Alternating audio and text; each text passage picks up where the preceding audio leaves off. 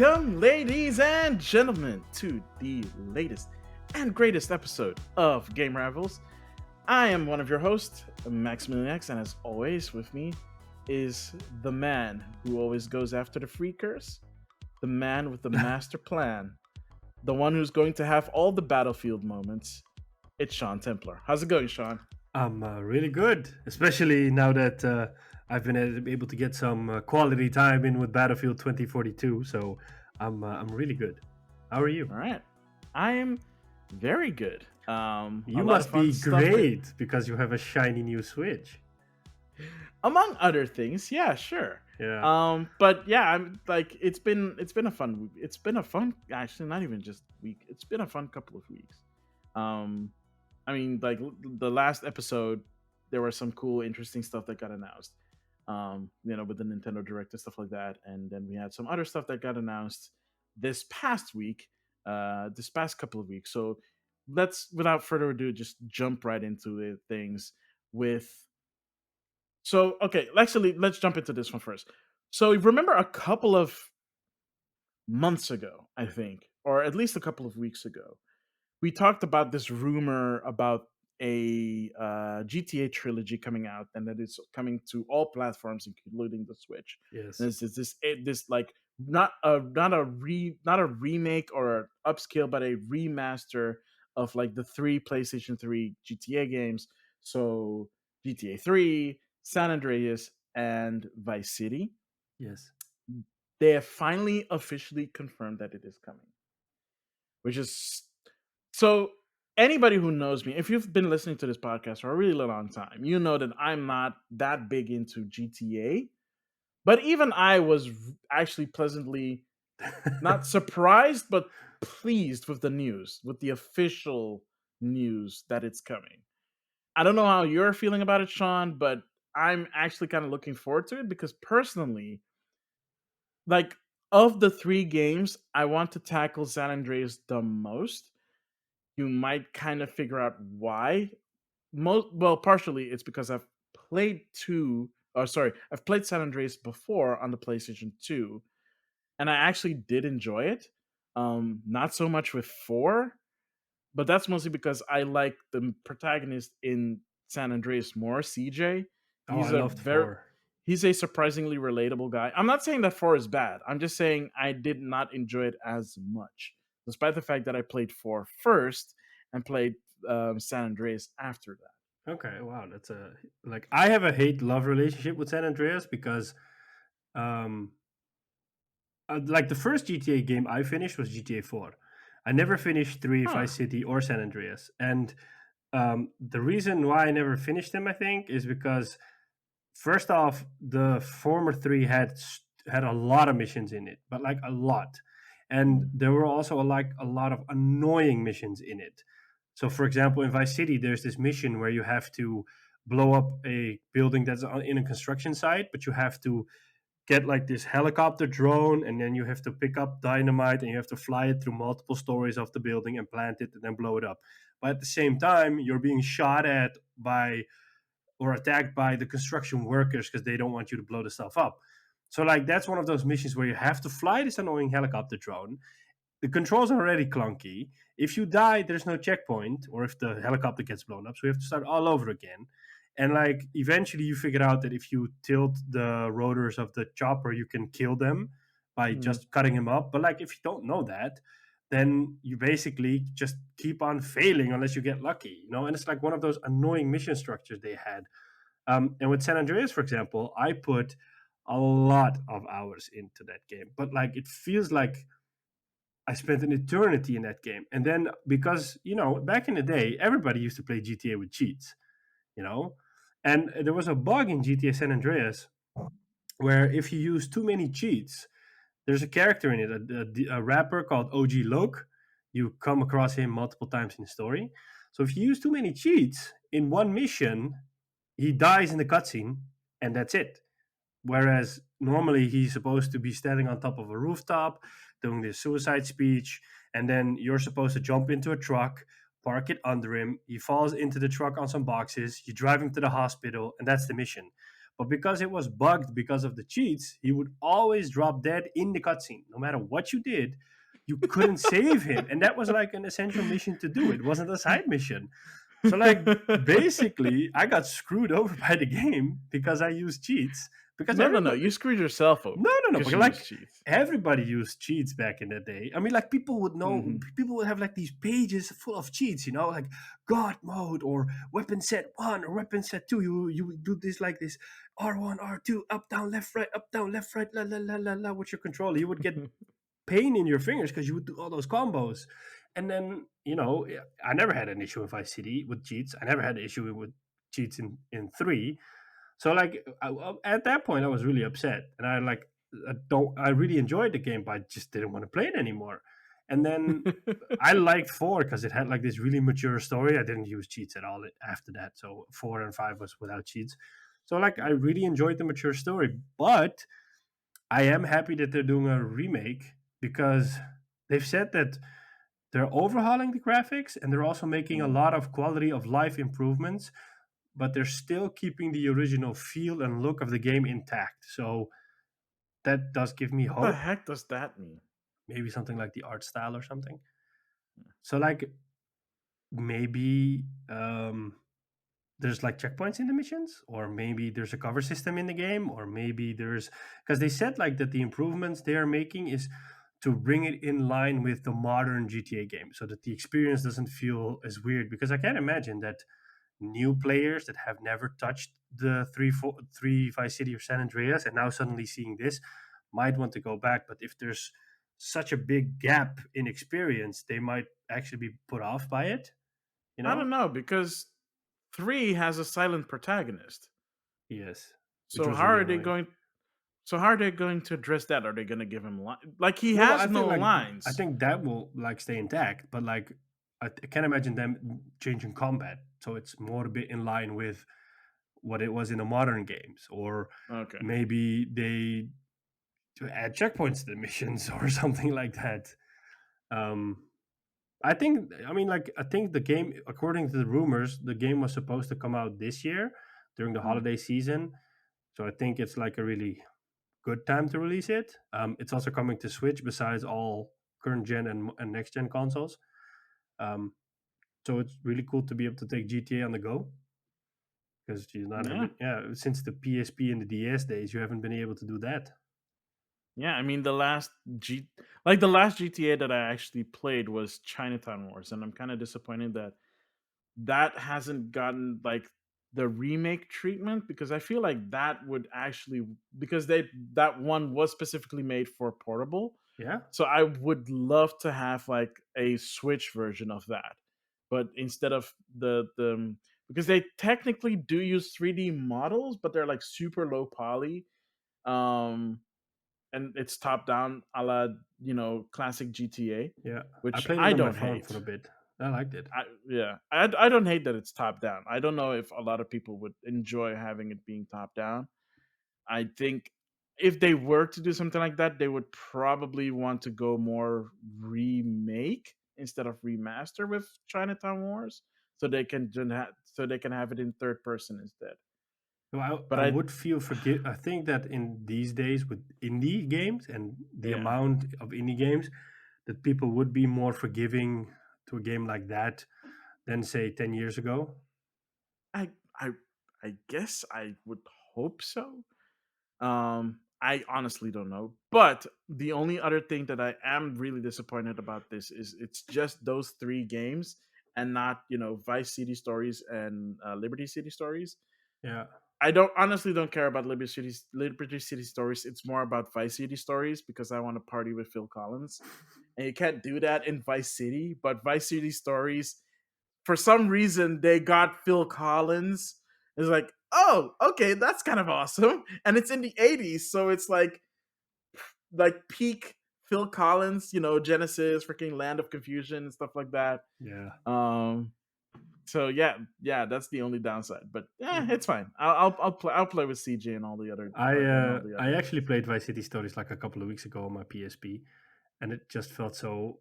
It still felt amazing to have a GTA game in the palm of your hands, and it didn't feel like a cheap, toned down version. It felt like a fully fledged GTA game because Rockstar actually put the time and effort into it back then to make a proper GTA game for handheld. And I mean, it still looks really nice. I mean, I'm forgiving when it comes to the PSP and the Vita. I am forgiving for the graphics. Like, I don't expect killer ass graphics, or I wouldn't say like, Yeah. oh, those graphics are ugly, because it's a portable. And I mean, I remember the first time when I saw PSP, it was when it came out in the Netherlands.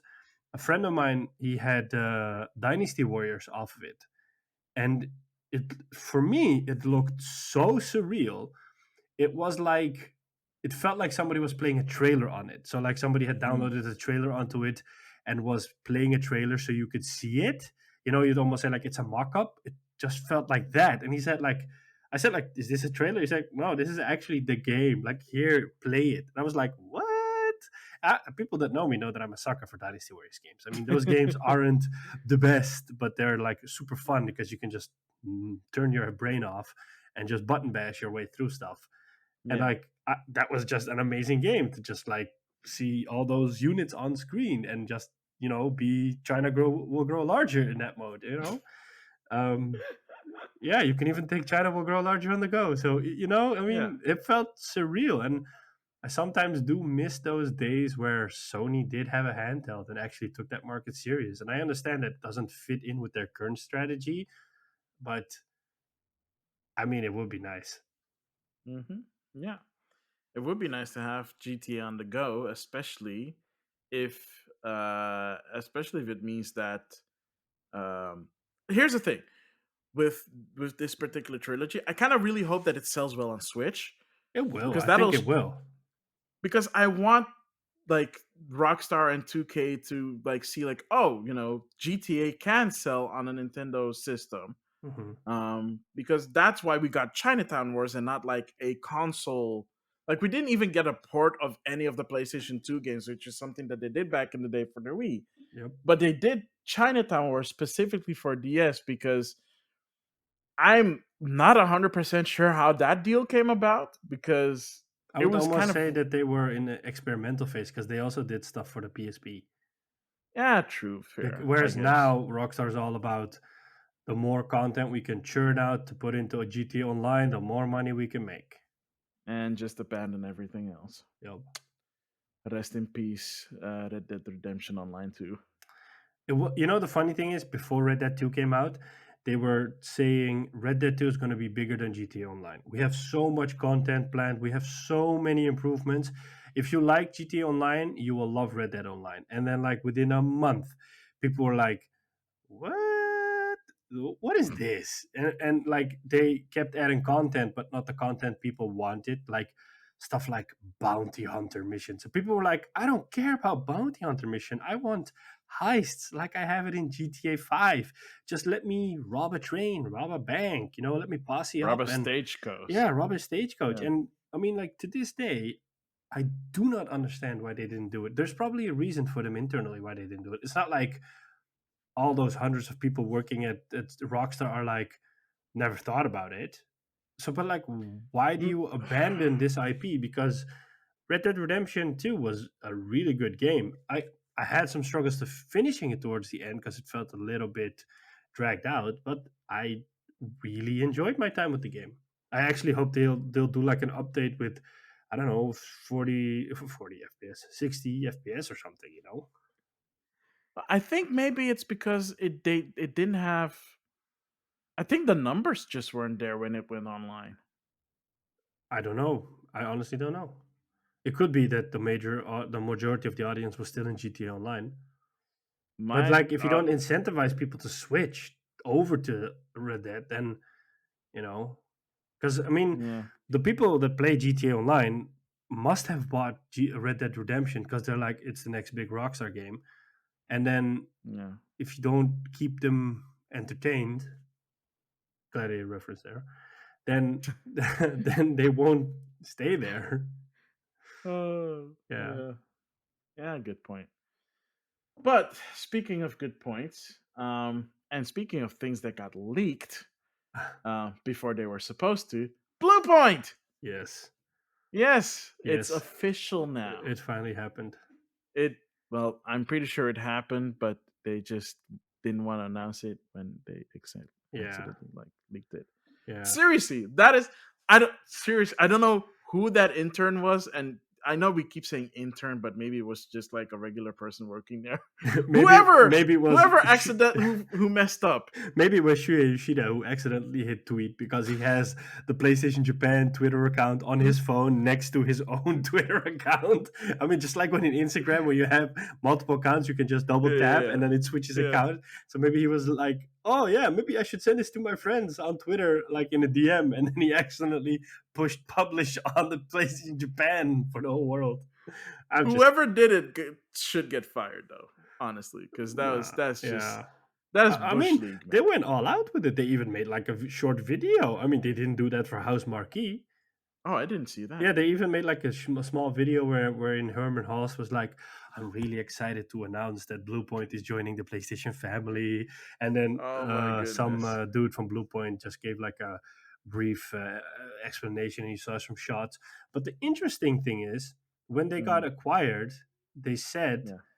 um, we're not a studio that is built around remakes and remasters. So like we have people in house that are really good at it, but that's not like we're not a remake studio. We have people That's not from why they exist. yeah, so Yeah. we have people from all parts of the industry who have worked on major franchises, who have loads of experiences, and I think that was part of the deal for Sony that they got to make something else Original. besides a remake. So they said, it was said that they are working on a new installment in an existing PlayStation franchise. And now rumors are starting to float around that they are working on a sequel to Bloodborne, which, if it is true, everybody will go nuts. I, wait, I thought the rumor was that they were working on a remake of Bloodborne. I the other day I heard they're working on Bloodborne 2 because that's the idea or the deal. They don't do remake and remasters anymore, or maybe they do, but they do that. But they also get a swing at, I think, either an original IP or something else than a remake. And I think they're getting a chance to work on a new game, and then if they pull this off, they might be able to work on their own original IP. Because nowhere in the announcement did it mention that they were because Sony in the announcement said what they were going to work on. They said Yeah. they're going to work on an original game or something around that one. They did not mention new IP. Hmm. But this is good news because I mean people have been screaming for a Bloodborne 60 FPS patch and a sequel to Bloodborne. And seeing as Sony owns the rights to Bloodborne and From Software has his hands full with Elden Ring, I think this would be the perfect game for them to work on. Hmm. Plus, they already have Okay. some experience with Demon Souls, which was received excellent. I'm actually yeah, okay, fair. I'm actually curious if they would be able to pull it off. And I'm also curious what that means for their relationship with From Software, specifically when it comes to stuff like Bloodborne. I think in these cases, because you see it with other studios doing other Sony owned properties besides the original studio, is that the original studio is just is still involved, but is not handling the majority of production. They're more in an advisory role, Mm, so you get to bounce off ideas from them. So like when Sony Bend was doing the Uncharted Golden Abyss for the PS Vita, Dog was involved. They were just there in an advisory role, saying like, "Okay, this is how the world is. This is like lore in the world or a canon, or yeah. this is how we came up with this mechanic. So if you want to implement it, maybe it's the best to do it like this and this and this." So it's more like a reference you have. So like if they have an idea for something, they might be able to check in like, "Hey, we're thinking about this and this monster with this and this mechanics and this boss battle.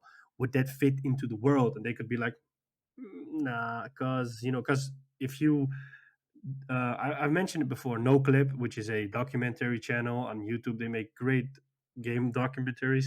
They did one around the Demon Souls remake, and in Mm, that they go a little bit into how the relationship was between Bluepoint, Sony Japan and From Software, and like that they had all sorts of ideas, and that they would just check in with From Software, and From Software was like, hey.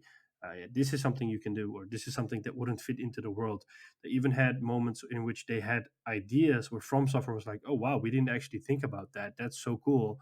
Go ahead, do it, because that would only add to the experience of the game." Um, so I think in that capacity, they have like a really good relationship. Mm. It just feels weird for the fans, maybe for someone else to do a Bloodborne game, because it's, From Software is known to do that stuff. So it now suddenly feels weird that Bluepoint is doing it, for example. Yeah. I honestly, good for them, first of all, Yeah, because they are surprisingly good at what they do. And I am curious to see what they can do if they either get their hands on an IP or get to actually do something for themselves. yeah. But I don't think we're going to see anything from what they are doing unless they were already working on something like remaking something else before they got bought. They're not a big So, studio. They're like 70 people. So I think they're like in, if they already did start something, it would be like early pre-production. mm, okay, fair, Yeah. fair. But now they have like Yeah. the whole big Sony engine behind them, to get things up and running. And I mean, like, I think I mentioned this before, in which that I think that the acquisition strategy for Sony is, we'll just try to build a relationship with the studio first before we go out right there and buy them. So like, um, with Haven Studios, I Mm, genuinely think that if they deliver a good game, that Sony might consider buying them, because I think what Sony's doing is like, we'll see if you can make it. We'll give you all the resources, we'll give you the funding, we'll give you the brand name and the marketing and the whole shebang. And if you can deliver a good game, then we can always look further and see if we can do an acquisition. And they might not outright say it, but that might be like the plan in the back of their heads, because mm, that way they're not buying a studio that can't deliver, and then you're like doing a bad investment. So I think in that regard, they're like, let's just see what we can do. And if these studios actually deliver, then we can always just swoop in and buy them, instead yeah. of going out and buying a Square Enix or a Konami or whatever. Yeah, sure. But Konami is way more realistic, but it's Square Enix now. No. Yeah. But I'm still convinced that Microsoft's going to buy one of them. Oh, please don't I say think that. Square would Just be the no, most obvious no, one, no, because then no. Microsoft can say, we are the best place to play all No, RPGs. because their stuff doesn't sell in Japan. It's not gonna change if they But that buy doesn't Square matter. Enix. That doesn't matter, because They're um just gonna ruin Square Enix that they could way. still do PC. I mean, you don't know what they will do. I mean, they could say like, you can still do Switch games, you can still do PC games. You're just not allowed to do what's it called? PlayStation. PlayStation games. Yeah, Yeah, I doubt that, but sure. Um. Also, I think you're underestimating like the worth of Square Enix. I know they have literal billions to spend because that's what they did for what did they buy that cost billions again? Eidos. Um, no, not Idas, Bethesda, like ZeniMax. Oh, you're talking about Microsoft. That yeah, I'm talking about Microsoft. That was literal billions. Like holy shit. Yeah, yeah, but like, what other studio, or what other? I mean, they are looking for expansion in Japan. I was talking to someone else the other day, and they said like, I think they should Sega would just. make I just I legit think they should just like quit while they're ahead with Japan because it's not like it's not worth it for them to buy a Japanese studio if people are not going to buy your systems. There's like store chains that are stopping, like they are not selling Xboxes anymore. I read that the other day. Yeah, there's only like two retailers in Japan Yeah, selling two big Xbox. retailers. So Yeah, Yodobashi Big Camera and Amazon. Amazon, Yep. which is online, like Amazon Japan. Yep. Okay, like all right. That's so that means there's one retailer in Japan, like a store chain in Japan that's actually selling Xboxes. Nowhere else is where you can buy an Xbox. Yeah. I watched a bit of the Tokyo Game Show Xbox conference, and it was just, I mean, like, Abysmal. it didn't impress me at all. And maybe it's because it was aimed towards the Japanese market, but Wait, But what did they announce there or I, show there? I only watched like the first 10, 15 minutes, and I think they announced that Xbox xCloud gaming, like the whole web browser thingy, was coming to Mhm. Japan. Oh yeah. They Yeah, announced that for Japan and like a bunch of Asian countries yeah, and Australia. yeah. And then they also showed like Forza Horizon 5, and I was like, boring. Yeah. Well, you don't like Forza? I love Forza Horizon, but like, You uh, already know about it. yeah, and, like it's nothing new. Like, I mean, I expect if you go to a Japanese trade show, you show stuff that is relevant for the Japanese audience. So, like, bring me JRPG stuff because that's the only way you can probably convince those people to buy an Xbox. But like, Barely. even then, if you look at what they did with Hironobu Sakaguchi back in the day with the 360, they had two big Xbox exclusive RPGs, and that I don't know Nobody how cared. nobody cared. Yeah, they were like Which making is this kind whole of big deal disappointing out of because it. apparently like Lost Odyssey is actually pretty good. I think that the other It game with the Blue Dragon or Blue something Dragon, was yeah. also pretty okay. Yeah, exactly. You hit the nail on the head. It was okay. Yeah, That was the general consensus about it. It was okay. It was very I mean, it was clearly trying to go after the Dragon Quest squad because they also got the guy that does like the Dragon Ball and the Dragon Quest art. yeah. Uh, I felt like with why am Lost I flaking on Odyssey. his name? What?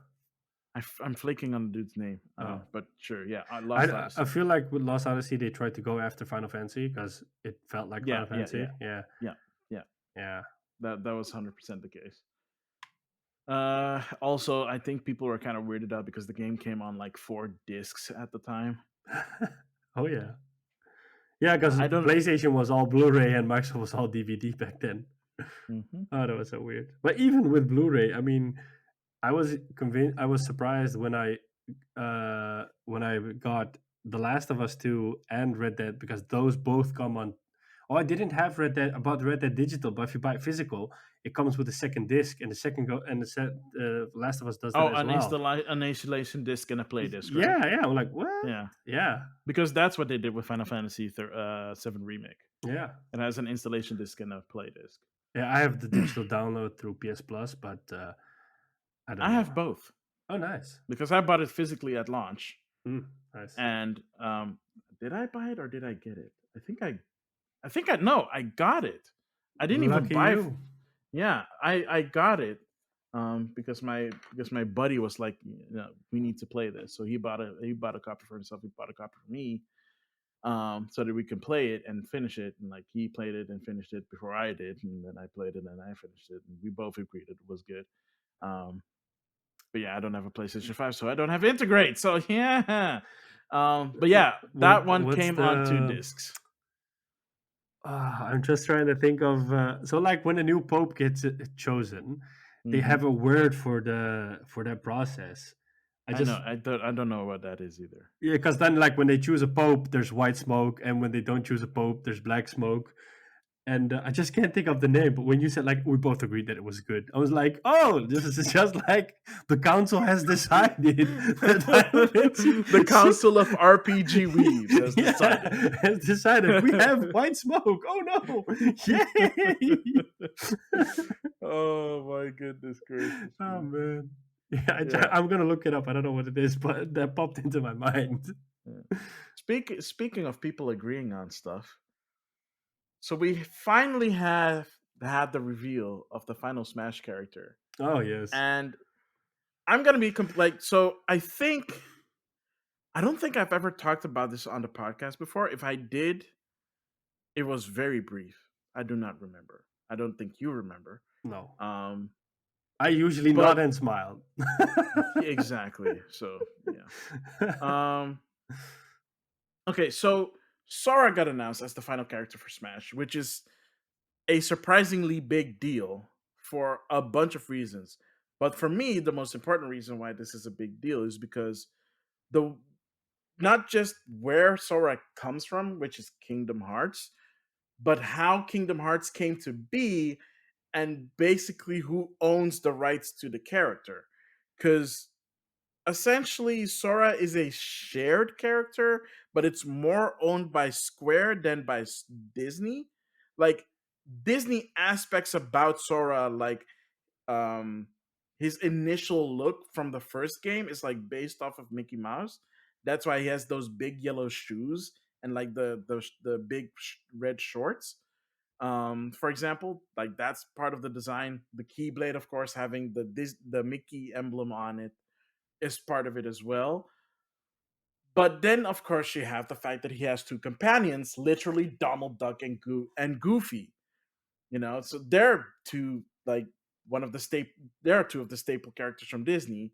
How are you going to integrate Disney stuff, and how are you going to work out with Disney how that's going to be okay? Yep. Because everybody knows Disney is very protective about their stuff. Like if you thought Nintendo was protective about their stuff, you have not experienced like how protective Disney is with their stuff. Yep. Oh my gosh. It goes through so many committees. You don't even know who you need to essentially complain to if you want a specific Disney thing made. So it's like Disney is like this weird super mega entity essentially that is just, yeah, it's not, you can't really approach them as a normal person. I mean, let alone as a normal person, but also as a company to do stuff. So it's amazing that Sora is in it because of this. And the way they, from what I can tell, from how the character is in the game and how the game is being represented in Smash, is the only thing that I can imagine is that they had to agree on that they were going to use OG Sora because that's the most iconic look, which makes sense. And then which Keyblade are they going to have him use? Because they could have technically have him wield a different Keyblade that does not have the Mickey icon on it, but the iconic Keyblade is the first one that he gets, which is just the basic Kingdom Key. That has the Mickey logo on it. Everything else, so any special moves that he got in later games that involve like the Disney rides, like for example, Kingdom Hearts 3, he has like these special moves that are based on Disney rides, not in here. Donald, Goofy, not in here. They have nothing to do with his Final Smash. His Final Smash is based off the ending of the first game, and it's basically something that he does, which is lock the key to the Kingdom Heart. It's a whole thing. I'm not even gonna try to explain the lore of Kingdom Hearts because if there is any game story in the game industry that is any more complicated than Kingdom Hearts, I have not found it yet because Kingdom Hearts is complicated to the max. I've only played the So first one on PS2 and I've never finished it, but already then I was like, that was honestly the first one is very basic. okay, thank Like God. the first one is very basic. It gets weird when you start to consider that every game, literally every game, so even if it was a mobile game, is canon. Oh my God. Think about it. They have so many different games. They have three numbered titles, but every other game that came out in between on every other platform is still canon.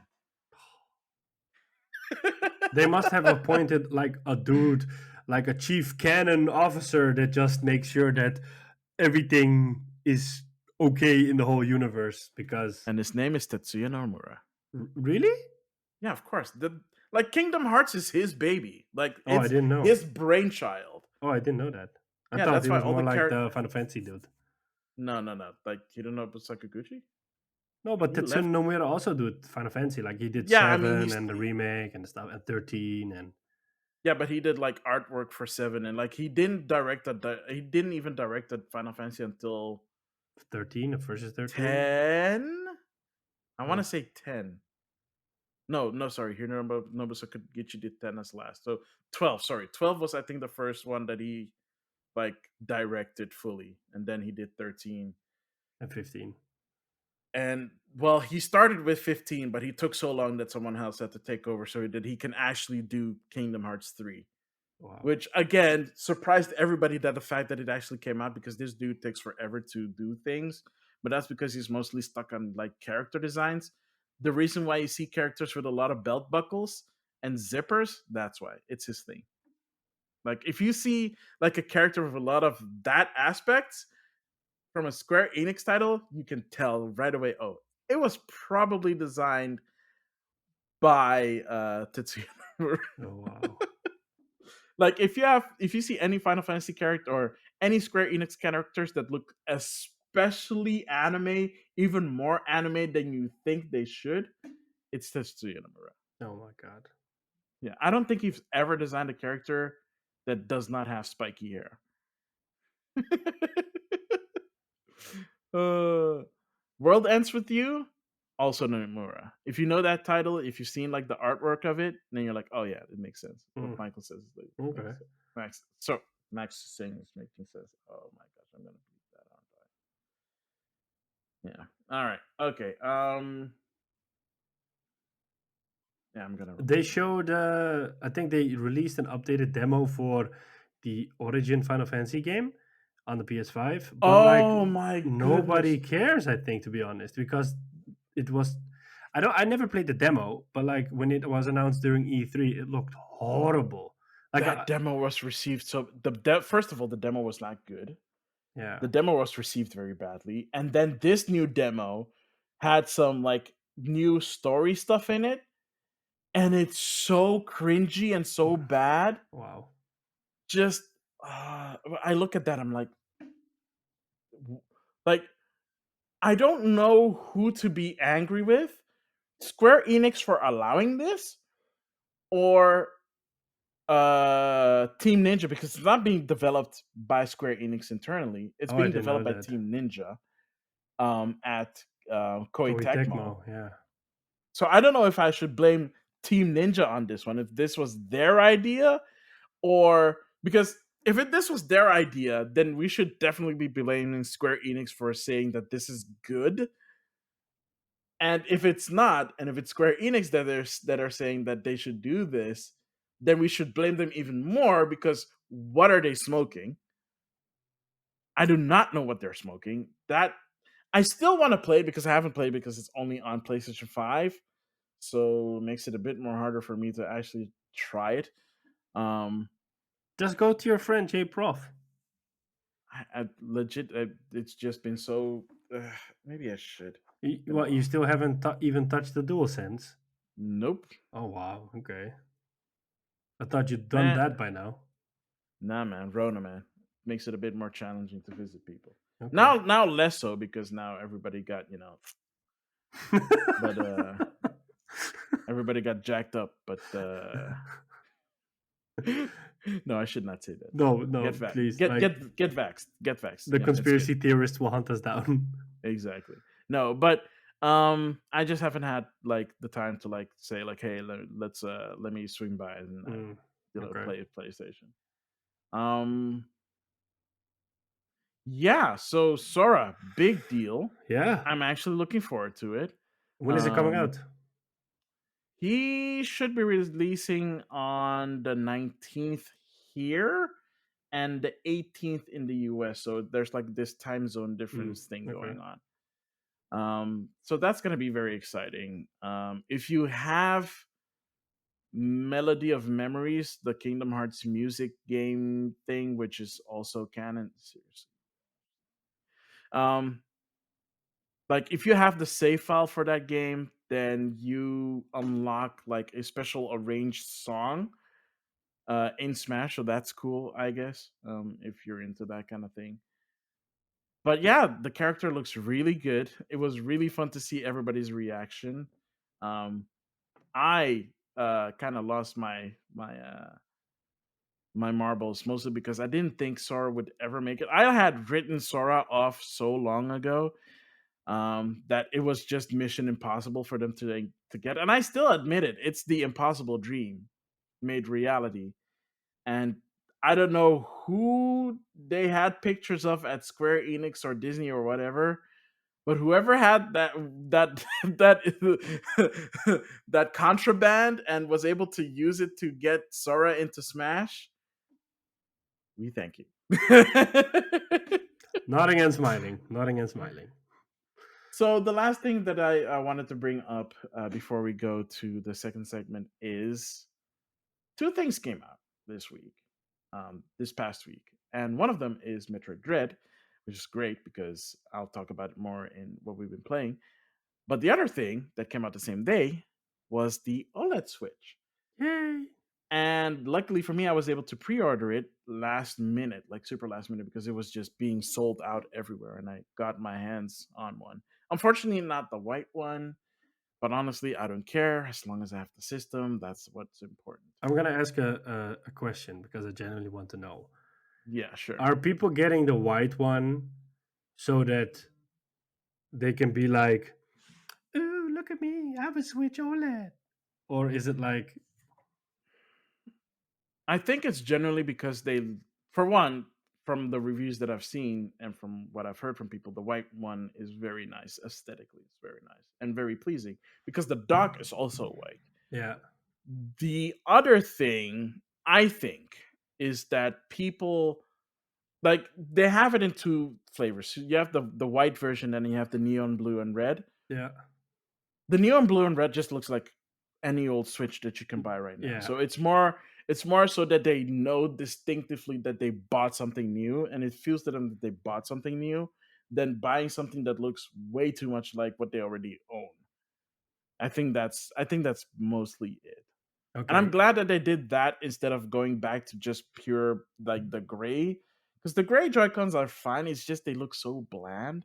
Hey, hey, Like hey, hey, that's hey, why hey! Let's not talk the bad about my Switch, okay? Because I have eh, the gray don't, one. don't worry, I also have a gray Joy-Con. Don't worry, I have Okay. one gray Joy-Con.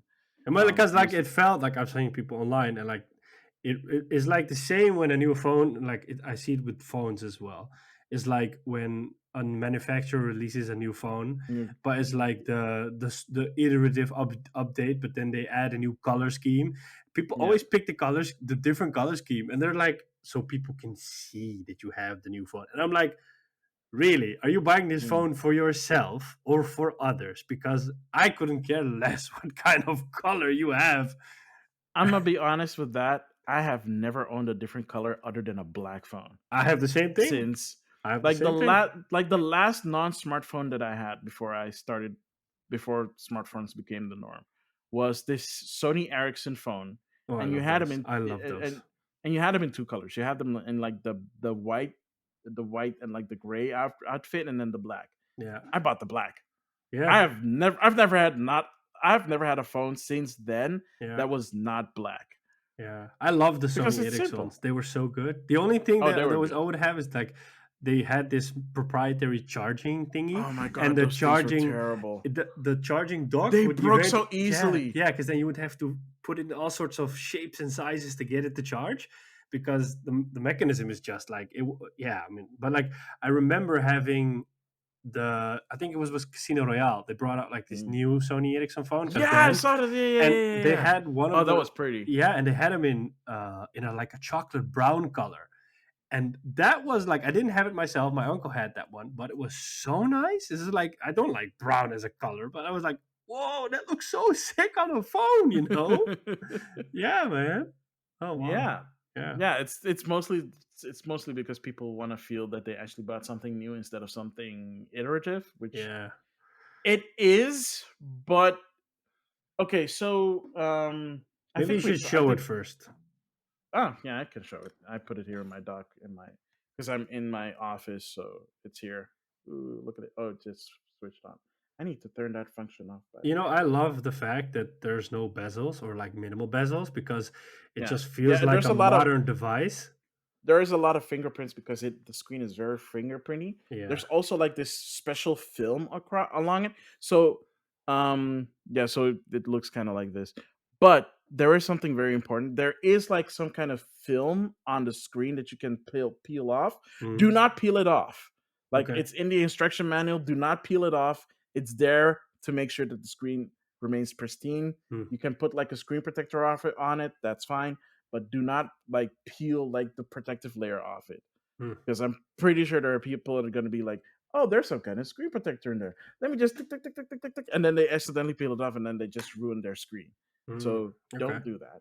First of all, second of all, this thing feels very nice to hold. Um, so with the original Switch and like with the remodel from 2019, you can really tell that it's plastic, and with this they used metal because, for example, Is it they just the did like kickstand this. that's metal, or other parts as well? I think the backing itself is plastic. The kickstand is metal, Okay, and that's good because that means it's sturdy. And they really put emphasis on the hinges they look because they really put good. out like a they put out a developer interview, like a developer like spotlight thingy when the OLED Switch launched on the website, where they go into depth of like how iterative they went into designing this, which tells you two things. One, Nintendo knew they messed up with the original kickstand, and two, they did not want to make the same mistake Hmm. twice.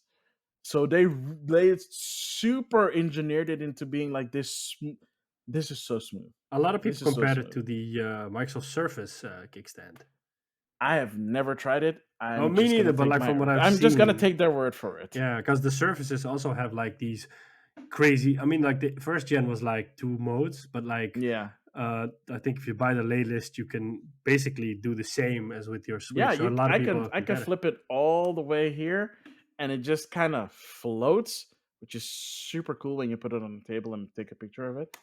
But mostly, and I don't think people and I didn't come up with this. I saw this in a I think it was Game Explain that showed it off.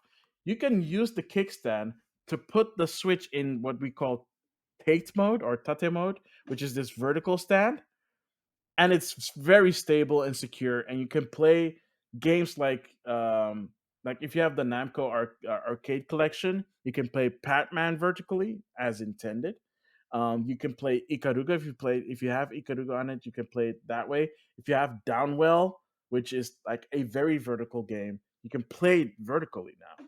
Nice. Like there is like this flip the flip grip. Thank you. I actually am a Kickstarter backer of the kickflip of the flip grip. Sorry, the flip grip, and I forgot the name even because I haven't used it in a while. But I backed it because of playing it games as intended vertically. But now I don't necessarily need to use that anymore because I could just put this on a table like this and just play it, which is really cool. Nice. And I really like the feel of it, but most importantly, of course, the OLED screen is very, very nice. Like I've played Metroid Dread on it, and like the colors are popping, and they're so and like of course everybody's like, yeah, OLED, so you have the truest blacks, and like as soon as I took it out of the plastic and out of the box and out of the plastic, I noticed it right away because the screen was completely black. And I took a picture and I put it on my Instagram. And you can tell because both screens were off at the time from my launch switch and from the OLED switch. And you can tell that the OLED switch is like just black, and the launch switch has this like kind of Gray. grayish look Yeah. to it. And I don't know. Like so right now I'm able to play games on both with the same account, just not at the same time. But then again, how the heck would I do that? Um so what I'm going to be doing is that I'm going to be putting my launch switch in the dock, and it's not going to leave again in the living room. And then I'm just going to use my OLED as my daily driver. I do need a new case because the case that I currently have I am not a fan of. I bought it at launch and I'm still using it. It's just too tight. Okay. Like this is what it's done. This is what has happened with that case because that's where the Joy-Cons are, and they're just basically pushing against the Wow. Joy-Cons.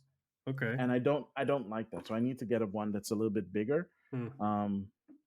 That has basically space for the Joy-Cons to breathe, as it were. And so Yeah. I can put in more games. I Because I have a noticed bunch that of games. um, they said, I think Nintendo itself said that the Joy Cons have been improved, but Yeah, they so will there's never be able to rule out drift. yeah, and honestly, I think part of it is how people use the Joy Cons, and part of it is also build quality for the Joy Cons. And they said that they've been iterative ever since.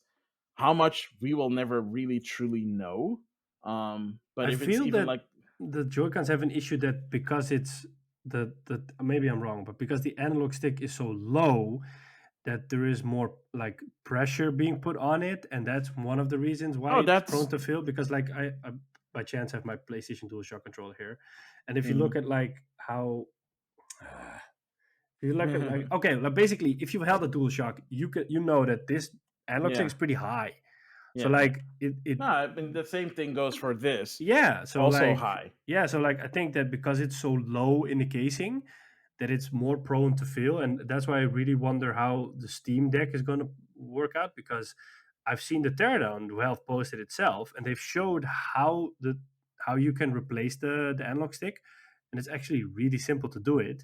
And they've also shown the mechanism, and it looked better than the Switch's mechanism. So like the analog stick Wait, itself, who did the teardown? Steam themselves? Valve themselves did? yeah, Valve themselves they released Is it this that the week. same teardown that they said like don't replace parts in the Yeah, thingy like the battery and stuff, yeah. otherwise you could die? Yeah. They're like, don't replace the SSD because the SSD is specifically chosen for this model. It could have EFI interference that could cause the Steam Deck to behave strangely. Oh man, have you like you've seen that video, right? I haven't watched it fully, but I've watched a part of it. Oh my It's a goodness, pretty funny video. that part, that part specifically is just I'm like, oh my god, that's like so freaking hilarious. Yeah, I still wonder because it's supposed to come out this year. I still wonder if it has a chance of being something. I mean, like on paper, Hmm. it sounds amazing because it's basically like a small PC you have in your hand, and you can do a lot of stuff with it. And maybe worst case scenario, you can just play GeForce Now games on it and take it on the go, which might work really well. But um, I, it sounds like a too good to be true thing. So Well, at least with the 64 gig model, am I saying that correctly? in the video, they advise you Yeah, to use. They say around the storage part, they're like, don't upgrade the internal storage. Just use the yeah. ultra fast SD card option they have. But that is not fast enough. I know. Ah, good grief. Like it's fine. Like for Switch, it's fine because for Switch, the games are optimized to be played on that. You're putting PC games on an SD card. I That don't is not see. optimized for SD micro SD I don't see experience. myself playing Death Stranding off of a micro SD card on a I thing like don't. that. Yeah, I don't even think that. Just like if you're gonna get a Steam Deck, honestly, this is. I'm not saying you shouldn't, but if you really want to, do not get the 64 gig model because you're just wasting money at that point. Just Yeah. at that point, get a Switch. Actually, just get a Switch OLED, Yeah. Yeah. and then at least you know that the games will run. Yeah. If you put them on a micro SD card. Yeah. I think that's it. Yeah. That's probably Unless it. you have anything else. Wow, we actually talked about way more stuff. Like as always, we always think like we don't have enough stuff to talk about But we do. because like I'm looking at like can we do a little bit of behind the scenes like things like Yeah. when we do stuff for the podcast we always prepare stuff to talk about and like we literally have only 4 things on there like the Blue Point thing, the GTA trilogy thing, the Switch OLED, and Sora. That's the only thing that I have on this list, and yet we talked about I think 5 other things on the side. Yeah.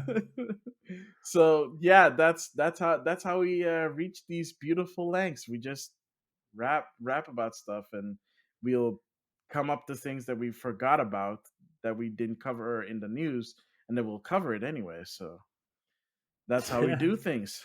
um but thank you guys for watching so far or listening so far. Stick around and we'll be right back with what we've been playing.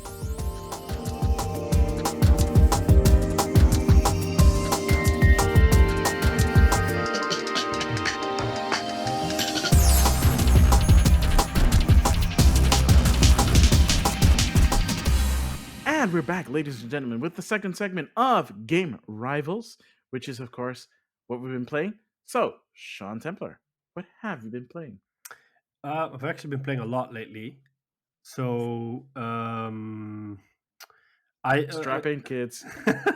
in the last episode I mentioned that I had won Lost in Random in a giveaway, Mhm. and I was in doubt, like, okay, should I play it now or should I finish something else before playing it now? And I thought, like, you know what, I'm going to play it now, and I'll see how far I get. And I started playing it like last week, and I finished it in the same week.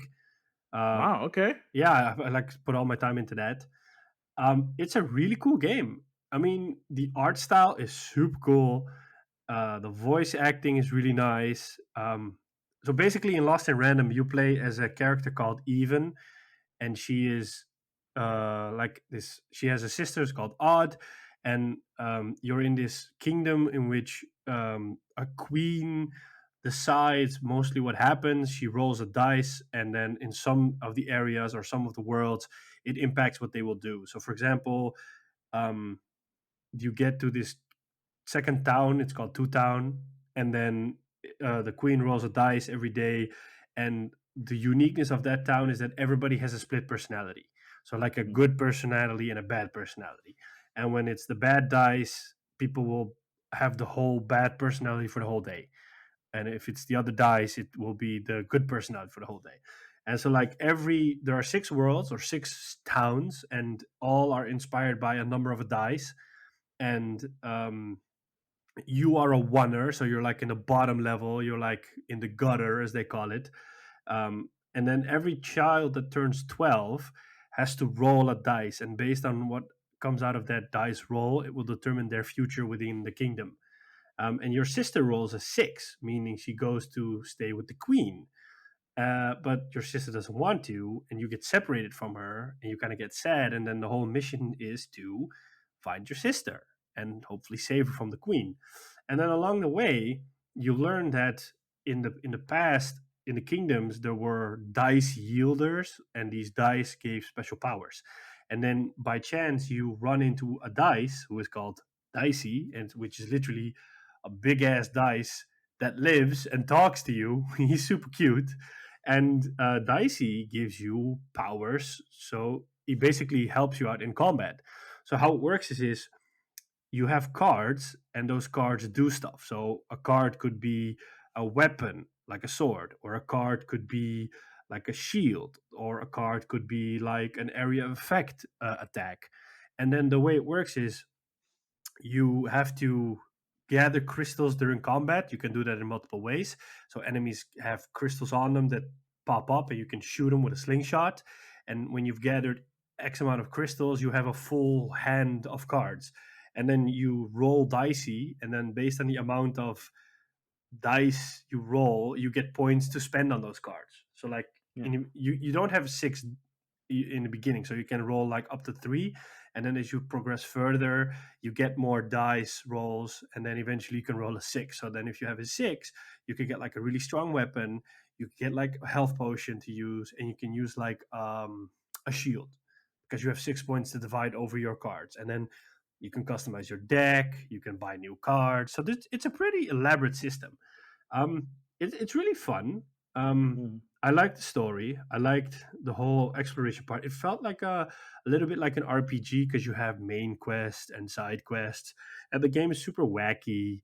Uh, the only thing I didn't like is the combat, because it gets super repetitive. Because Mm. basically, if you find, like, pretty early on, I had like a strong deck, and then throughout the whole game, I didn't have to change my deck.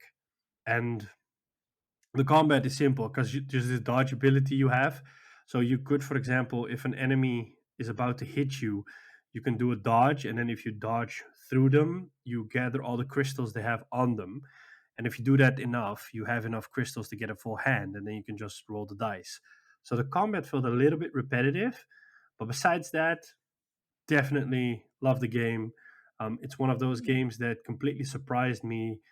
um, and I think that because I know somebody that was super enthusiastic about the game, and she did the giveaway on Yeah. Instagram, who I won the key through, and it's because she was so enthusiastic about the game. I thought, like, hey, you should really play it. It's really cool. So I think that if I hadn't won the key, I still would have bought the game. And this is one of those games, like, it's done through the EA Originals program. Um, it's really a game that I would recommend to everyone. And yet, it's not really promoted that much by EA. No, that part I do not understand, because it got good reviews, and it's like I think it's one of those games that really gets big because of word of mouth. Um, but yeah, I I mean, hope it. Honestly, I hope it does because it sounds like a lot of fun. it's a super fun game, and it's available on all platforms like Switch, PlayStation, Xbox, PC. I definitely recommend it. I mean, it's one of those games. I don't think it's even full price. I think like if you're looking for a fun indie game this holiday season, this is one Yeah. of those perfect games. Um, Besides that, I started playing some more Mass Effect 3. It's Mass Effect. I just need to finish the game. It's gonna cost me hours, and just the annoying part is I want to Yeah. finish the game so I can delete it because it's taking up 100 gigs on my PlayStation instead of me actually wanting to finish the game. It's a Well, bad you could reason. always get SSD expansion. a SSD Well, expansion. I'm looking into it. I've actually picked out an SSD. I haven't ordered it yet because I'm waiting for a specific type of heatsink, which is coming out soon. Um, Hmm. so I'm waiting for that. And then I played Yakuza 3. I started playing that one. Um, I I have mixed feelings about it so far. I'm in chapter 3 or 4. Hmm. I know that Yakuza Kiwami 1 and 2 were remade with the Yakuza 6 engine, I believe. And these are literally 3 is a remaster. So you can really Yeah. see like it's a PS3 game that got remastered. It's not as Yeah. pretty as Kiwami 1 and 2. And the story drags out a lot in the beginning. So you're like, you still play with Kiryu, Kazuma Kiryu, and you are now running an orphanage in Okinawa, and you're taking care of these kids. But like the first 4 or 3 chapters, you're basically running around doing errands for these kids. And they're like, really? And then when you get to Okinawa, the city, because you can go there, you walk on the streets and then you get random, like in the first two you could walk on the streets and then random people would approach you to fight you, for example, and then you Mm. could see those on the map and you could outrun them if you didn't feel like fighting them. But here you can't, because it sometimes just randomly happens that they spawn in front of you and they're like, hey you, and then they walk up to you and then they want to fight you. And then while you're doing a mission, it's really annoying that happens, because you're like, Yeah. I'm not in the mood to kick your ass, just leave me alone. um so I think it will probably get better. Mm. But like the first 2 or 3 hours is really boring. I'm like, come on, man, I don't have time for this. I'm not a babysitter. But it will probably get better as I play it. Yeah, I'm sure it'll get better. Yeah. Actually, Yeah. actually, before you continue, because how did I totally flake on this piece of news? The director, I think, I don't think we talked about this before, but the director was rumored to be leaving Sega. Okay. Is it Nagoshi? I think it's Nagoshi. He was rumored to be leaving Sega for like NetEase. They were trying to like court him, Okay. so he was like in talks, and now it's been confirmed that he's leaving Sega. So Oh I'm wow. assuming that deal went through, Okay. and like the I think like the not the co-director, but like the dude below him, it's like his like one of his best friends as well at the company and stuff.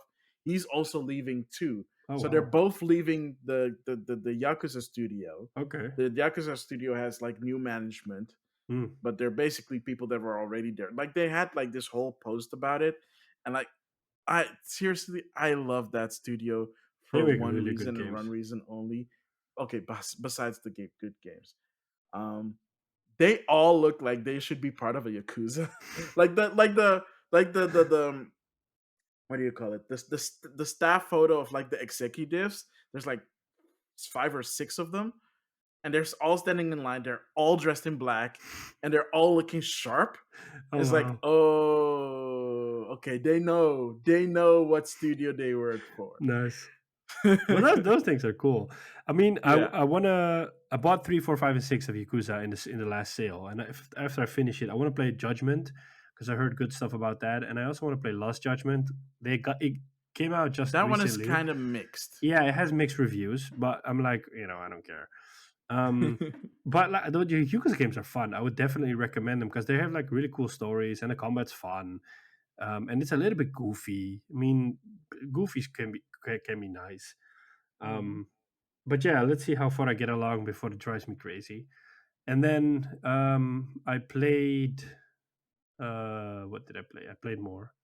If I'm thinking if I played something else before I talk about the game that I finally played. Um, no, I think that's it. So this week, I finally got my hands on Battlefield 2042. The open beta has gone live. Um, Well, the and beta for people that pre-ordered. yeah, so the pre-order beta was on the 7th, and the open beta started yesterday. But by the time this airs, it will be over. I tried to download it and it said you had to buy the game. Oh, that's weird. I was able to preload it, but I couldn't play it until yesterday. Um, Hmm. but yeah, I mean, I like a friend of mine participated in the technical alpha, and he said it feels a lot like Battlefield 3. So that gave me hope. And now that I've played it myself, I am like, this is the Battlefield 3 success sequel we always wanted but never got. It is just so good. I mean, I had the biggest smile in the world while I was playing that game. The gunplay is just spot on. They've introduced mechanics into the game which make combat far more dynamic instead of static. So, like for example, they've added something which is called the plus system.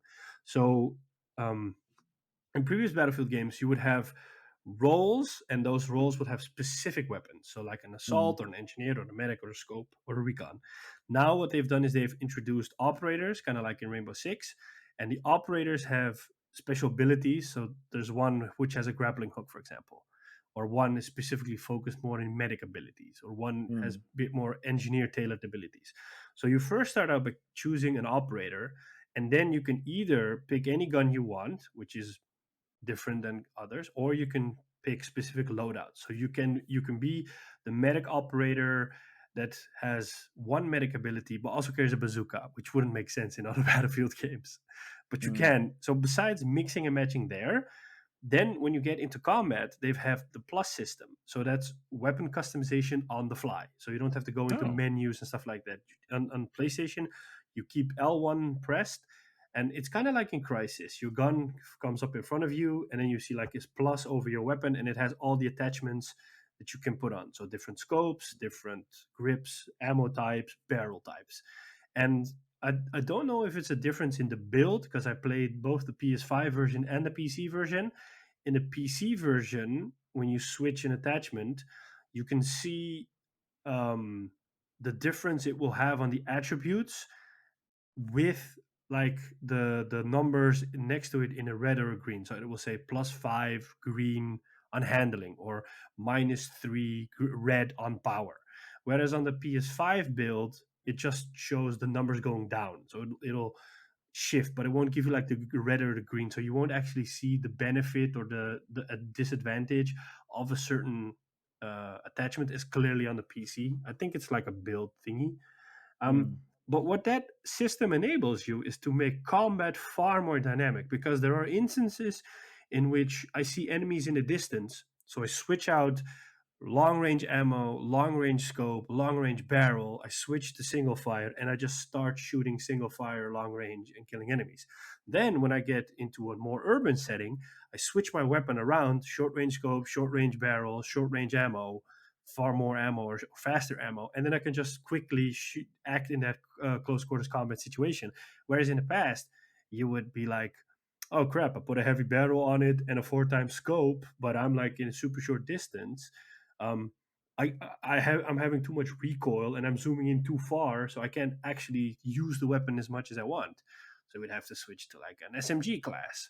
But because of that plus system making combat so dynamic, and the switching of the attachments is so quick on the fly, there were like these instances in which I was like, whoa, I feel like a far more jack of all trades kind of player instead of specifically focused on my role. And I really enjoyed that part. I didn't expect it to have such an impact on the combat. Yeah. Um, I All played it right. both on PS5 and on PC. It's a really like heavy game for PC, so I could just run it at full HD, medium settings, 60 FPS, and it looked okay. But because I had played the PS5 version first, I was like, holy shit, the PS5 build looks really nice. Um, like a subtle difference I noticed is that they have dual. I don't know if it's specific DualSense implementation, but what I felt in the DualSense is when you're running around, you can feel the footsteps, but you can also Mhm. feel the difference in the materials of the footsteps. So if you're running on a hard surface, the DualSense will specifically vibrate in areas harder or softer. So I was like, whoa, this feels really cool. There are no adaptive triggers there. At least I haven't seen anything. So maybe they'll add it after launch. Um, there's also a new mechanic in which you can basically, because the maps are so huge with 128 people, Mm. there is this tablet you can use to uh, drop in stuff. So you can drop in a tank or you can drop in a jeep to get over the map quicker. You can drop Of in, course. yeah, there's a limit. So you can't, like, not everybody can spawn in a tank. Yeah. Um, but you can also drop in, for example, like a ranger, which is this robo dog companion, which is really cool because he will follow. You saw it in the trailer, maybe. Is this Did dog which I? has like a 50 cal machine gun mounted on him, and he just follows you. Man, I saw so many crazy things in that trailer. I couldn't even keep up with it. The only question I have with you right now is, did you go into a tornado and did you shoot someone with a rocket launcher in a tornado? Well, funnily enough, um I had my first tornado yesterday because what they Oh, did okay. is for them. There's only one map. It's called Orbital.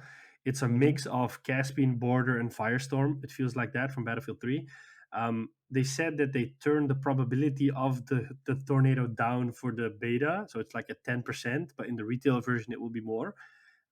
The funny thing is when a tornado happens, everybody starts running towards it instead of running away from it.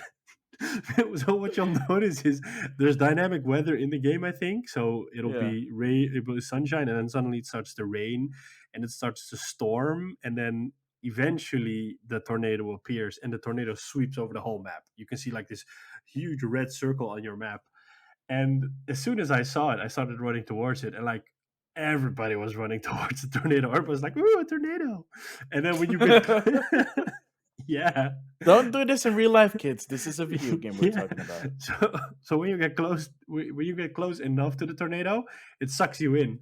But like the funny thing is like while I was running towards the tornado, I saw airplanes flying around in the tornado, helicopters in it, tanks. It's like the most crazy stuff happening.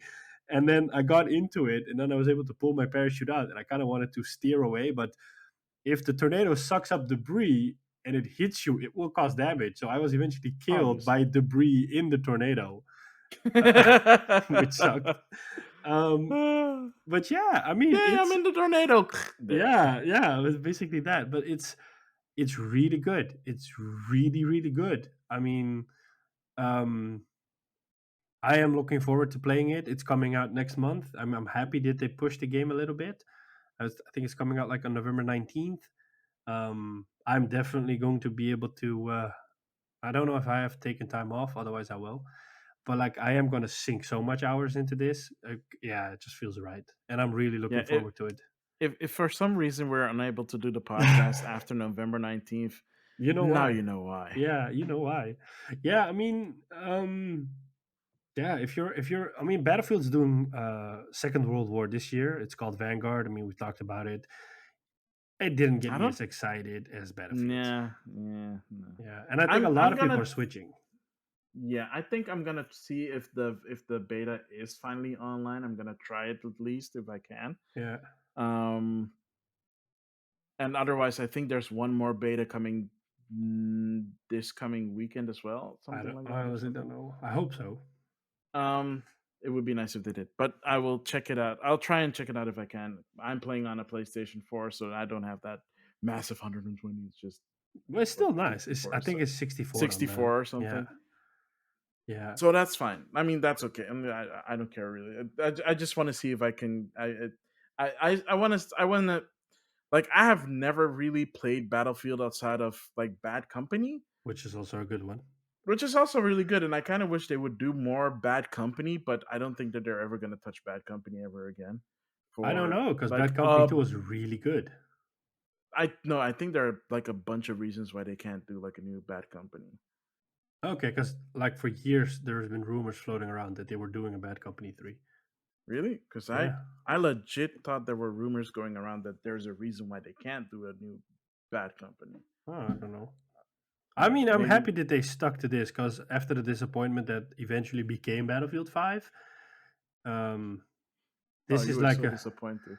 yeah. I mean, like it had too many ups and downs. Like there were moments when the game was really good, but there were moments like the game was really bad, and then it was like really, really bad. Do you think they'll bring back the Zeppelin in 42? Because like 42 basically has all the eras of like first person shooter like military that you've seen. So like World War I, I think, World War II, like modern day and like future stuff. So I don't know if I'm it's. I mean, in this beta, you can only play the conquest mode. There's no portal. yeah What you're talking about, but they have said that they will keep on adding content to portal. I think they're like in the beginning just doing like a base asset thingy, and then like people can just play with that and experiment with that, and then they'll probably just keep on adding content. I think it'd be super cool if they added zeppelins to the game because um, the Battlefield One wasn't actually a good Battlefield game. I had a lot yeah of fun running on the zeppelins with that one. Yeah, I mean, I had one instance in the beta yesterday that there's this rocket in the map, and there's a point where they're getting ready to launch the rocket, and from that point on, you can damage the rocket and then eventually blow it up.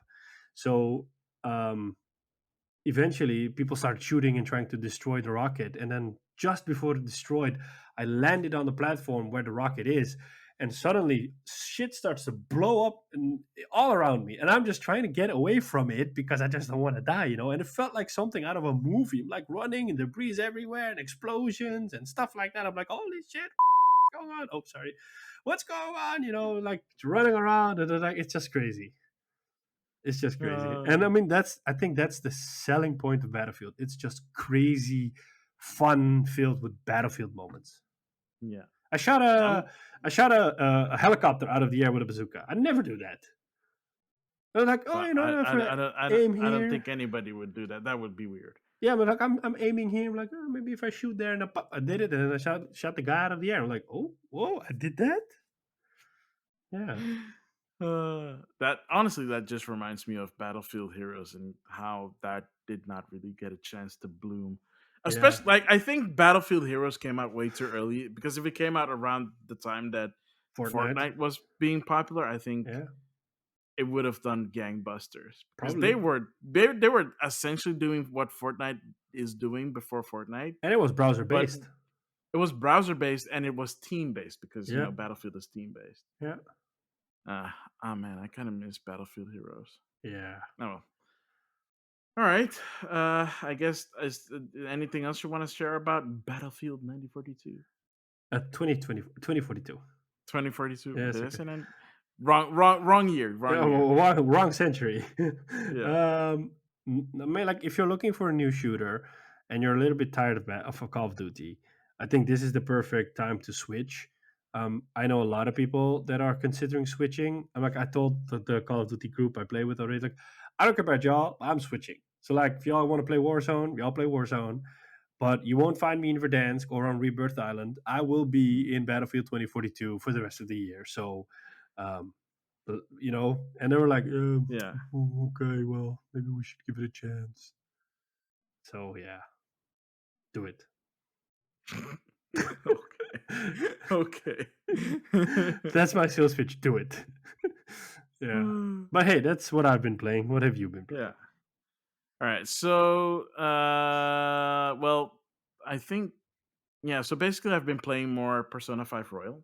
Oh, I've nice. gotten I've a bit seen that. further. I've seen you on PlayStation saying that, playing that. Did Persona Yeah. get a PS3 release as well? Persona 5. Yeah. The Like alt, the I think. main, not Royal, not the one that I'm Yeah, playing, the because I version that I'm saw playing, like but a the Ultimate Edition or base one something. is Okay. yeah. Okay. Yeah. It because it was first announced for PlayStation 3, that took forever and a half, and then the PlayStation 4 came out and was like, well, we kind of have to put it on 4 now too. So they did it for PlayStation 3 and PlayStation 4, which was honestly, I'm actually surprised that they didn't just outright cancel it. But I think because they didn't want to anger anybody that was still on PlayStation 3, Hmm. especially in Japan. Yeah. Um, so they just did both. So it came out for Okay. PlayStation 3 and PlayStation 4. But Persona 4 Royal, 5 Royal. what I'm 5 Royal, what I'm playing is PlayStation. I think it's PlayStation 4 only. Okay. So there's no PlayStation 3 version of that, obviously, Okay. because that would serve absolutely no one. Yeah, I saw it in Yeah, like a video, and I was like, "Oh, Persona 5, did that come out on PS3?" yeah, it It was did. like it was announced. I think in 2012 with like a teaser video. So Mm, like right before the PlayStation 4 got announced and released. okay, that makes sense then. Um, so that was like a year or so before, maybe even 2 years before that. I'm not 100% sure. So that was like a long time coming. I mean, the reason why Catherine exists is because the team was experimenting with their HD tool set and seeing if that the art style of Persona can translate into like HD. Mm, Because before that, the only thing that they had done was PlayStation 2 stuff and PlayStation 1. And the most recent game that was out at the time was Persona 4. okay, Yeah. I nice. played Persona 4 originally on the PlayStation 2 before I got the Vita version. Mm. Yeah. I'm still waiting for them to just bring that out on Switch, but I don't think it's ever going to happen at this point. So I gave up and I bought it. That's why I bought. That's why I'm currently playing Royal now on my PlayStation 4 because I just grew tired of waiting. And so far, it has not disappointed me yet. But at the same time, I was like, should I stream this? And no, I made the right decision not to stream it because there's a lot of gosh darn cutscenes in this game. Like, don't get me wrong, I love the story and I love the characters. The characters are a lot of fun. Like, they are so fun and unique, and they all have their own stories and they all grow in their own way. And it's fun to help them and like talk to them and like hang out with them and go play darts and go play pool or just kick it and like watch a movie and like listen to their commentary or just doing stuff. And of course, like the combat is fun. Like that, I mean, it's turn based. If you're not a fan of turn based, I don't think Persona 5 Royal is gonna change your mind. But if you are a fan of turn based JRPGs, this is one of the best ones I've played so far. um like the combat is really good, and I've reached a point where you can't do just basic stuff, and I kind of made my characters, or at least my personas for my main character, a bit lopsided, because you now need to use like stuff like to get rid of status ailments and stuff like that, and those items tend to be rare to buy, so you should rely on abilities that you can get with your personas, and that's where I kind of messed up. So that's fun. So that's fun. So I had a really difficult boss battle that I finally beat, and now I'm like, okay, I need to kind of rethink this stuff, and um I need to figure out what it is. Like I need to refigure out how I'm going to rebalance all those personas and all those moves, and I need some healing stuff and like there's a lot of stuff that I have to think about besides the story, and I need to get into it, and I have to make sure that I'm also making the right connections and like social links and stuff like that, so I can actually get to the like the post credit stuff. Because a friend of mine told me, he's like, "Oh, make sure like you befriend these three characters, because if you don't, the post story stuff is not accessible, and you have to play the game all over again." Oh wow. Yeah. So I don't want to play through it twice. I just want to make sure I get it right away. So I've already maxed out one of the characters. So there's only two more to go, but those have way higher levels that I need to reach. So I'm hoping I'll be able to do that and not mess up. Okay, wow. Yeah, I mean, like, it's not my type of game. I know it's available. The normal version is available in the PlayStation Plus collection, but just It is? yeah, it's the normal. Give it a try. It's not raw. Yeah, maybe I will, but I don't know. Give it a try. Yeah. Yeah. Like I mean, nobody's been, and you tried it as well. I've asked others, but like nobody's been able to tell me tell it in such a way that I'm like convinced that like, oh, I want to try this. And you've tried, and others have tried. Like I always say, like, what's so special about Persona? And they're like, yeah, it's this and this. La, la, la, la. I'm like, yeah, but It Okay, doesn't do okay. Honestly, anything. I'm just gonna break it down for you very very simply right now. So, in terms of like Persona, the franchise, there's two things that are very well, three things that are really really fun about it. The combat, because for a turn-based game, the combat is very deep. The characters, because like I said before, the characters are very unique and very fun, and you just want to be their friends. um Especially the teammates, like there are like characters that are like not part of your team, but they're also very interesting and unique, and you want to get to know them more. Okay. So that's two, and three is just the gosh darn aesthetics of the game, man. Just I do it think it looks is really cool. so pretty, and the music is so good. Like those three elements alone, I'm like, if you have the ability to try it out because it's part of the PlayStation Plus collection on your PlayStation 5, do it. Like at least um play like the first 5 or 10 hours or so. And, like if you're still not a fan, that's fine. It's a JRPG. You need to give it time. Yeah, yeah. Um like at least try it. If you're not convinced by the characters or the stories or the aesthetics, fine. At least you gave it a shot. Yeah. I think So that's I've put the issue for me, that yeah. like I have to invest 5 to 10 hours to figure out if I like it or not. Yeah, you need to invest more into Monster Hunter than that. So 5 to 10 is fine. That's why I don't play Monster Hunter. Well, no, it's because you're scared of me teaching you how to play Monster No, Hunter. not at all. I really couldn't care about that, but like I don't. That's a conversation for another time. I still say we should do a stream on Monster Hunter, but I think you sold Monster Hunter, or do you still have I it? never bought it. I thought you got it like cheap. What, Monster Hunters for the Switch? Yeah, No, no, no. I never got it. I always said like I would be the guy that bought it off the poor fool that thought it was nice, but eventually after I playing it for thought you like, did. no, I didn't, but I Huh? didn't. Yeah, I thought you I might found the still. poor fool that wanted to sell it for cheap, I but bet if maybe I you look didn't. now, I'll probably find lots of poor fools that are like, "Oh, I really thought it was a cool game, but it wasn't for me, at Yeah. least." Then, yeah. Um. Yeah. So I played that. I also, of course, played Super Metroid. I beat Super Metroid on my stream. Oh, nice. Um. Yeah, that was a moment. Yeah, I can imagine. I watched Lit- the first few I, streams where you played it, so. like I literally beat it the day before Dread came Oh out, shit, so I was timing. really happy, and I was really tired. Um, but yeah, I beat it on stream, and it was really exciting. And like I told the Mother Brain that she could sawed off.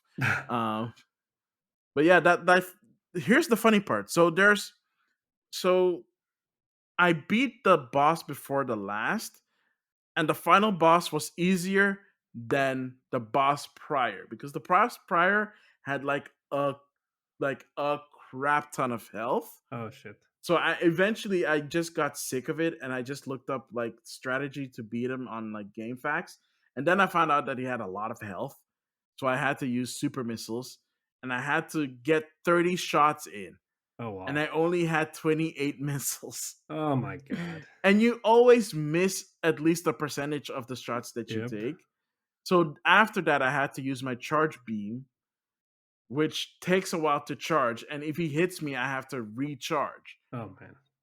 So thank goodness I was playing on the Switch with the Nintendo Switch Online service, because that has a very generous rewind feature.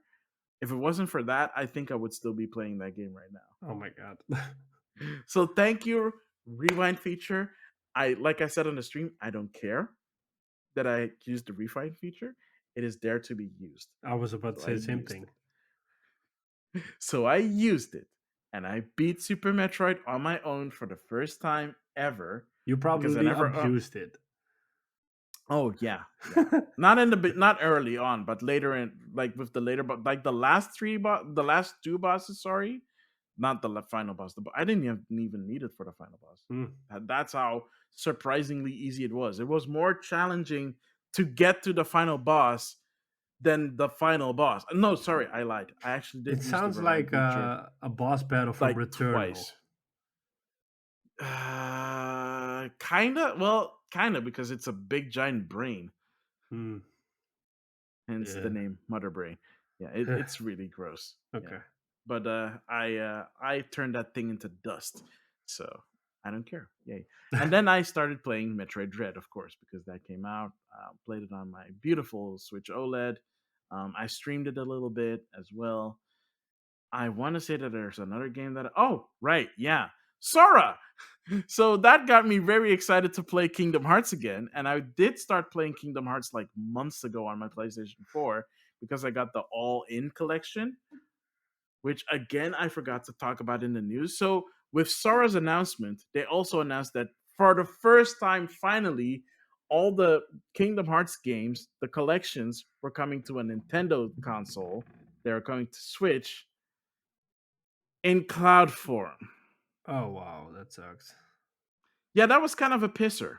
Um, because the first collection was on PlayStation 3. They could have easily ported that if they wanted to. The second one is a little bit more challenging because that one did not come out on the PlayStation 3. It came out on the PlayStation 4, but apparently that one had issues. So they'd have to fix the issues so they'd be able to port it, Okay. technically. The third one, I wouldn't even mind if that was most cloud because it's Kingdom Hearts 3. And if you've ever seen a trailer of Kingdom Hearts 3, that thing is filled to the brim with what's the Particle word I'm effects. looking for? Thank you. Particle effects. I just took a wild Um guess, but those no, are but you were generally pretty 100. tough on a Yeah. console. Yeah. So fine. Cloud version of Kingdom Hearts 3 I could have accepted, but the other two, no. I feel like Square Enix did the bare minimum at that point, and yeah. Honestly, I would like if I have the all-in-one collection on my PlayStation, I would have happily done the same thing again if the first two collections were like just download or like buy the physical copy. Cloud Mm. version, nah, fam, nah, fam. You're just sabotaging yourself at that point. Because even like Dying Light, like the first game is coming out like on Switch. Like they're porting it to Switch. The second game is coming out on cloud. I can completely understand it and I can completely respect that. But at least I can see they actually put effort into porting the first game. Yeah. So that's a little disappointing. So I played a little bit of that. I also played a little bit of Super Mario Bros. 3 on my Switch. The only reason I did that is because, the OLED screen, most NES games have a lot of blacks in them. So I wanted to see how that looks. But then you realize that they also kind of blow up the graphics. So it looks kind of weird and like the pixels look kind of weird. And I don't know if it was specifically that game, so I have to try it with another game, and I have to try it with Super Nintendo games. But if that's what they look like, I think I'll stick to playing those games docked because it looked a little bit weird. But maybe it's because I set my screen to vivid. Oh, by default, like the screen's like color balance is set to vivid. So maybe I should switch to standard, and maybe that'll help a little bit Can you because adjust the that? I colors didn't were. know. Yeah, you have like two different like color settings. You have Oh, that's vivid, nice. which is the default. It's like very like in your face. Yeah. So I like with Metroid Dread, I even turned down the brightness in game so that it the game looks way more moodier. Which it really brings out the atmosphere in Metroid Nice. Dread. I read, by the way, just now that the film that's over the screen is meant as a anti-scratch film. Well, we'll see. There's only one way to find out. I'm not gonna scratch it. No, no, no. Like only time will tell. Exactly. That's what I was also aiming Yeah. for. I hope you uh, don't get like a because you showed me your other Switch, which is yeah. literally missing like a piece from the back plate. Like I hope this one lasts longer. I I'm pretty sure it's gonna like a lot of reviews were saying this, and I was like, okay. And then I had it myself, but it really feels more premium than like the regular Switch, Oh, well, that's nice. which is very nice because for like I said before, the kickstand is made of metal, so that already. Plus, they textured the back, so the actual back has a nice little texture to it, Mm. and it just feels really nice to like hold and like it feels more grippy. Like it feels like I have a better control of it. And the Nice. switch keeps turning on when I take it out the dock. I need to turn that off. So yeah, that is it. That's what I've been playing. Nice. Well, sounds like a lot. Yeah. Yeah. Yeah. Oh wait, sorry. There was one more game. So last time we talked about the direct. There was this one game called Voice of Cards, Oh yes. directed by the same guy that did that does the Near franchise and Dragon Card and stuff like that. And I was in the middle of playing the demo. I finished the demo, Oh nice. and I kind of really want to play that game. Really? Yeah, like I don't know why, but it works. Okay. Like it's it's so I mean it's weird because it's literally just cards and you do have like this omnipotous narrator Okay. that he doesn't do voices or anything, he just narrates the cards. Mm. And like the combat is very basic turn-based combat, but I like it. I don't hate it. I like the aesthetics for Did one. you The play? music is very good. Did you play Gwent or Hearthstone? Okay, but it's not like Gwent or Hearthstone. It's not a Also. competitive game. Okay. It's literally a tabletop RPG, Okay. but you're playing it with cards. Everything is cards. The lands are cards, the towns are cards, the people are cards, the stores are cards, the items, everything is cards. Like with one exception, and that is your action meter, if you even call it that. It's like these gems that you get like every time a character plays, you get another gem, and some moves require multiple gems to execute. So see that kind of as like a general mana pool.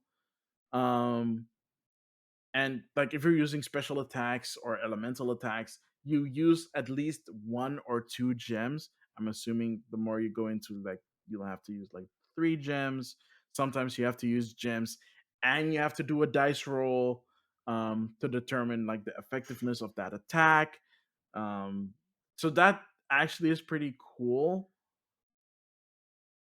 And gosh darn it, what freaking Yoko Taro, man. Jeez, this guy, man, he's unstoppable at this point. Like he keeps like I think someone said it on another podcast. Like Sony Square Enix has essentially given him carte blanche, and he can just basically make whatever game he wants, or they're forcing him to make whatever game he is thinking about making.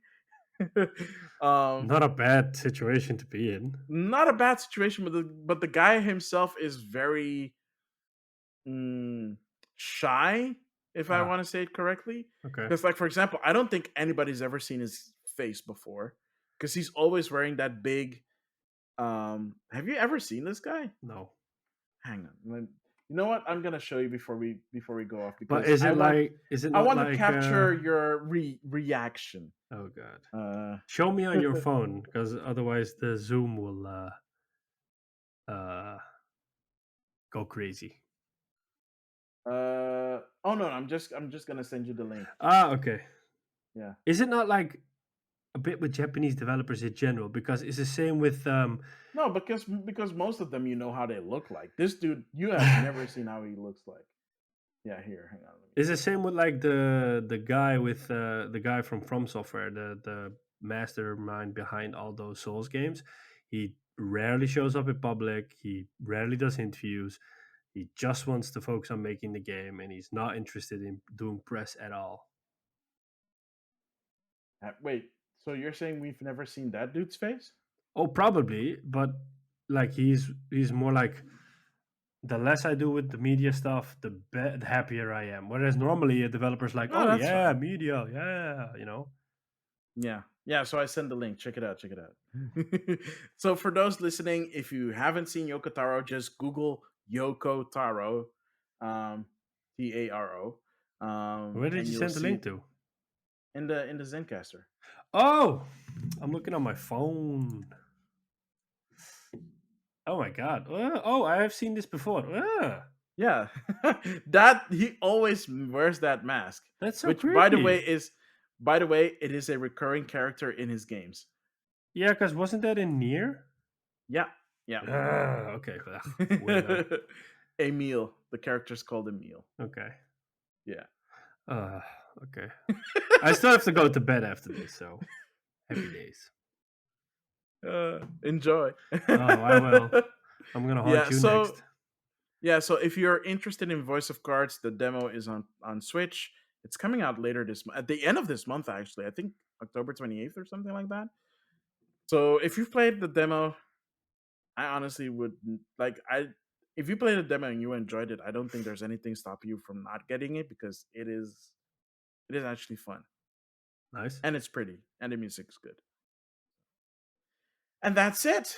That is that's what we've been playing. Wow, this is I think this might be the single longest what we've been playing in quite some time. We actually played a lot, so. Yeah, true. With that, Sean, will you do me the honors? I will try to do it as always. So thank you all for tuning in, both to the audio version and the video version. We always appreciate your support. You can find us for the audio listeners on your favorite podcasting platform. We're available on Anchor, Spotify, Apple Podcasts, Google, Overcast. You name it, we're probably there. You can reach us through email, gamerivalsfeedback at gmail.com. You can find the link to the video version in the description. We post the episode as soon as the audio version goes live, so it's always there. If you want to look at our pretty faces, you can. So you can always find us on social media as well. We're available on Twitch, and Twitter, Instagram. I think like Twitter is game_rivals_. You can find Maxemillian on Twitter at Maxemillian. Twitch would be at Maxemillian_X and or twitch.tv/Maxemillian. /Maximilian_X. X, yeah, and I am twitch.tv/Sean Templar. What are you gonna play after the Metroid? Are you gonna do Dread So next time? Or? I don't know if I'm gonna continue Dread on stream. I think I might just play that offline. Okay. And because basically my whole shtick on Twitch before I was doing Super Metroid is I tend to play games randomly what I feel like playing. So I might return to either Secret of Mana or play something else. If you're gonna do the Secret of Mana, people should definitely tune in because you do some stellar voice acting. I did stellar voice acting for the Metroid one because the opening has like this like text, but what I did not realize is that the text is Samus speaking. So I started it as like this like basic dude, and then I found out, oh wait, I'm actually Samus. So I had to switch it. Oh, nice. To a more feminine voice. Yeah. So that was fun. Oh, nice. So if you want to see that, that's on the VOD. So yeah, I might play a little bit more Dread on Twitch, but I also might be playing something else. Actually, I kind of miss playing Kerbal Space Program, so I might do that somewhere this month. Play Nice. a bit of Kerbal Space Program, return to that. Nice. And I might actually do Voice of Cards if I do manage to pick it up at the end of the month. Oh, nice. And do a little bit of that, but it is a JRPG, so it is very text heavy. I don't know how interesting that's going to be for people to see. Even more voiceover opportunity. Oh no, I don't have to voice over because, like I said, it has a narrator. Ha! Nice try. Too bad. Okay, cool. I'm playing Days Gone. I hope to finish it this week on stream. Otherwise, there's another one next week. But I feel like I'm close to the ending. Yeah, you can find us on Instagram at Game Rivals and at Maxemillian_X. I don't know what's going on. Like, you're on fire today, aren't yeah, you? I am. I guess it's late and I'm tired. And I think with that, stumbling across everything, I think we've covered them all. Mm-hmm. And on that note, I have been and always will be Sean Templar. And I have been and will always be Maximilian X. And we'll catch you on the next one. Later.